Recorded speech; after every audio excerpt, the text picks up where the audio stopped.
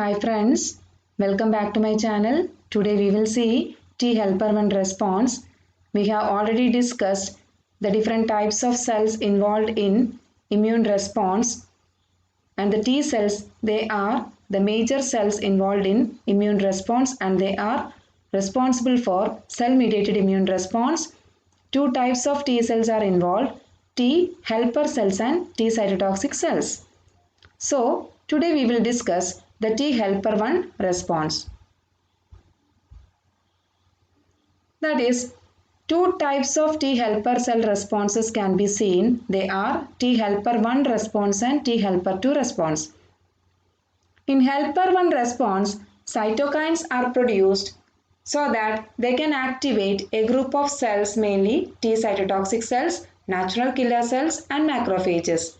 In helper 2 response, the cytokines are produced so that they can activate B cells. We all know that cytokines are immunological messengers and they are responsible for this T helper cell 1 response and helper 2 response. First one is T helper 1 response.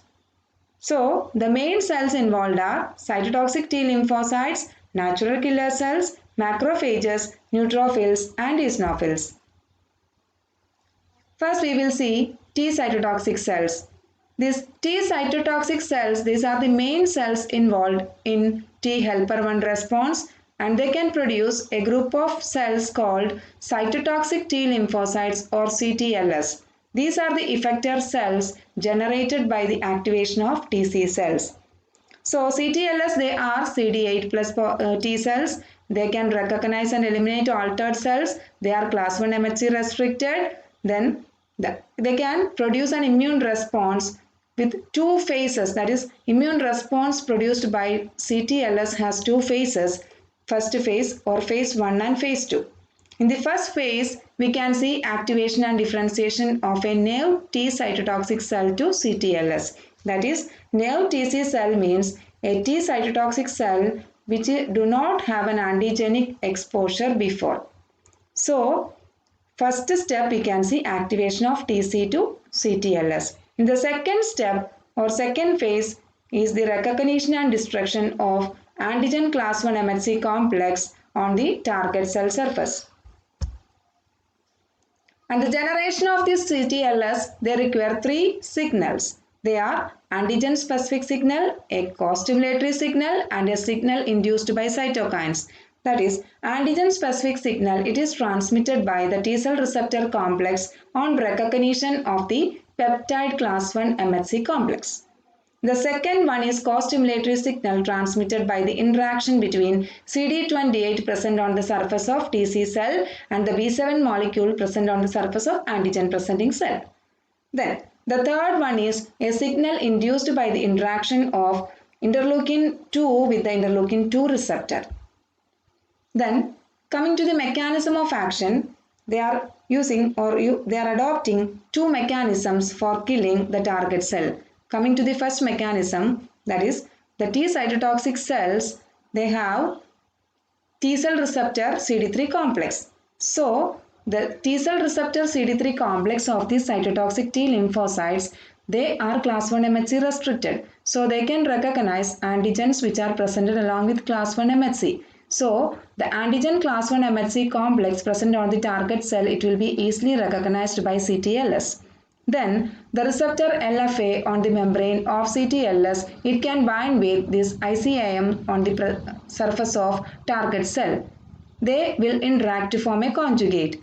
Then this is followed by the destruction of target cell by a process called degranulation. That is, cytotoxic T lymphocytes, they have some intracellular storage granules and these granules are mediating the target cell damage or lysis in the first mechanism. The major granules or the major constituents of the granules are perforins and granzymes. Perforins, these are monomers and they can attach to the target cell membrane and they undergo polymerization to form cylindrical pores or polyperforin channels. And these channels are having a diameter of 5 to 20 nanometers. So this polymerization, it occurs only in the presence of calcium ions. So these polyperforin channels are produced by the polymerization of perforin monomers in the presence of calcium ions. Then in the second step, the granzymes or fragmentins, these are released, that is the degranulation of these granzymes occurs. These granzymes contain a set of serine protease enzymes and these enzymes are released and they enter the target cell through this polyperforin channel and can induce the apoptosis of target cell. In the diagram, we can see the first phase or the first step, we can see the perforin, it is released and by degranulation process, and this perforin, they go and undergo polymerization to form polyperforin channels on the surface of the target cell. And this occurs in the presence of calcium ions. These are polyperforin channels. In the second step, these granzymes, they undergo degranulation process and they release the serine protease enzymes, and these enzymes, they can pass through these polyperforin channels and can enter the target cell and result in target cell lysis. In addition to this, we can see lymphokines, tumor necrosis factors, interferon gamma. These are also playing an important role in target cell damage along with these serine protease enzymes. Then coming to the second mechanism, that is there are some cell lines, that is cytotoxic T lymphocytes, which are lacking granzymes and perforins. In such cases, they are exhibiting their cytotoxicity by utilizing Fas pathway. That is activated T cytotoxic cells, that is cytotoxic T lymphocytes, that is CTLS, they are having Fas ligand on the membrane surface. The target cells or the infected cells, they also express Fas receptors on their membrane surface, so that the Fas ligand, it can easily interact with the Fas receptor of the target cell. As a result, FADD, that is Fas associated protein with death domain, it come and binds to Fas. And this FADD associates with procaspase 8. It is a proteolytic enzyme, that is, it is coming under the group caspases, and it is a proteolytic enzyme and it is occurring in inactive phase, and proteolytic cleavage of this enzyme converted into active caspase 8. This activated caspase 8, it cleaves procaspase 3 and produce active caspase 3. Caspase 8 can also activate mitochondrial death pathway, and these caspases, they are inducing a caspase cascade. As a result, cell death occurs within 2 to 4 hours. By this method or by this mechanism, these cytotoxic T lymphocytes can kill all target cells with altered antigens. And in the diagram, we can see the Fas ligand on the T lymphocyte and a Fas receptor, the green color, on the surface of target cell. To this, the death domain come and bind. As a result, the caspases get activated, resulting in caspase cascade, and the result is apoptosis of the target cell. Then, in addition to these TC cells, some other important cells are also playing an important role in killing target cells. They are natural killer cells, neutrophils, eosinophils, macrophages, etc. And they are mainly utilizing the mechanism called ADCC. Natural killer cells can also mediate lysis of tumor cells and virus-infected cells by perforin-induced pore formation mechanism similar to cytotoxic T lymphocytes.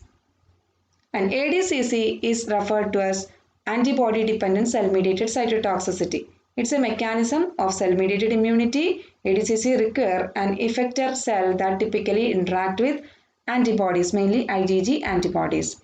And this is the diagrammatic representation of ADCC. We have already discussed ADCC in the previous lectures. Once again, we will see ADCC, that is, this is the target cell, and the target cell, it is having receptors for the antibodies, so that the antibody come and bind to the epitopes to form antigen-antibody complex. And the neutrophils, eosinophils, natural killer cells, macrophages, they are having receptors for the Fc portion of the immunoglobulin. To these receptors, so this Fc portion of immunoglobulin binds. As a result, these cells get activated and they produce some lytic substances which can kill the target cell. Neutrophils, they are mainly producing lytic enzymes, and the natural killer cells, they are mainly producing tumor necrosis factor, perforin and granzymes to kill the target cell. Then the macrophages, they are mainly producing tumor necrosis factor and lytic enzymes. Eosinophils are producing lytic enzymes and perforin. As a result, the target cells get destroyed. So this is the mechanism of ADCC. So these are the main mechanisms adopted by the cytotoxic T cells and other cells involved in T helper 1 response. Hope you all understand the T helper 1 response. Thank you. Have a nice day.